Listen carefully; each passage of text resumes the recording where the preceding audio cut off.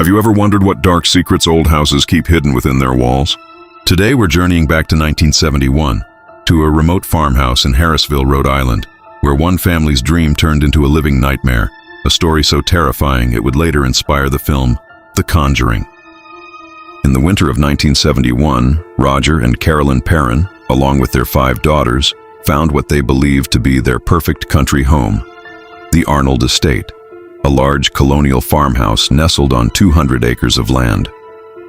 As they unpacked their belongings under a bleak gray sky, their faces were filled with optimism and excitement for the new chapter ahead. The sprawling property seemed like an idyllic place to raise their children, a peaceful retreat from the hustle of city life.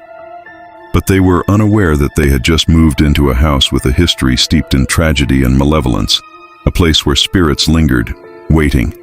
Almost immediately, the house began to reveal its sinister nature through small, unsettling occurrences. A broom would mysteriously move from one corner to another or sweep dust into a neat pile on its own. Freshly mopped kitchen floors would suddenly be marred by small, inexplicable piles of dirt. Doors that were securely shut would creak open slowly, as if pushed by an unseen hand. At first, the Perrons tried to find logical explanations, dismissing the events as quirks of an old house. But the confused and nervous glances they exchanged grew more frequent as the phenomena became harder to ignore. An unseen presence had made itself known, and it was only just beginning. Soon, the minor disturbances escalated into outright terror. Shadowy figures were glimpsed darting down hallways out of the corner of their eyes. Disembodied whispers echoed through the house in the dead of night, chilling them to the bone. The children were targeted most severely. One of the daughters, Cindy, was tormented by a malevolent spirit that repeatedly whispered, "There are 7 dead soldiers buried in the wall." For Carolyn, the matriarch, the experiences were even more harrowing. She often felt an icy, suffocating presence envelop her and was tormented by the nauseating stench of rotting flesh that would appear and vanish without a trace. The family was living in a constant state of fear, trapped with an entity that was growing bolder and more hostile. Desperate for help, the Perrons contacted the renowned paranormal investigators Ed and Lorraine Warren. The famed demonologist and clairvoyant arrived at the farmhouse, their faces grim as they took in the oppressive atmosphere of the home. Using their specialized equipment and Lorraine's psychic abilities, they began to uncover the property's dark history.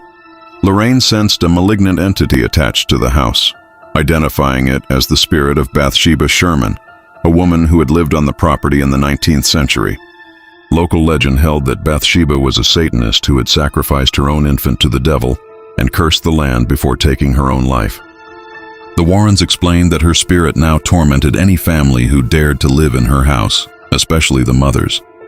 The investigation culminated in a terrifying seance in the living room, an attempt to contact and pacify the spirits. But the ritual went horribly wrong. As Lorraine tried to reach out, a powerful malevolent force seized control. Carolyn Perrin was thrown from her chair, which then levitated high into the air. Her body contorted, and she began to speak in a guttural demonic voice that was not her own. The room descended into chaos. Objects flew from shelves. The daughters screamed in terror, and the house shook with violent energy. In a desperate attempt to save her, Ed Warren was forced to perform an emergency exorcism, a harrowing battle for Carolyn's very soul. Although the exorcism ultimately drove the most powerful entity back, the haunting never truly ceased. Traumatized by the ordeal and financially ruined, the Perron family finally moved out of the farmhouse in 1980. They left behind the source of their decade-long torment, but the emotional scars would remain forever.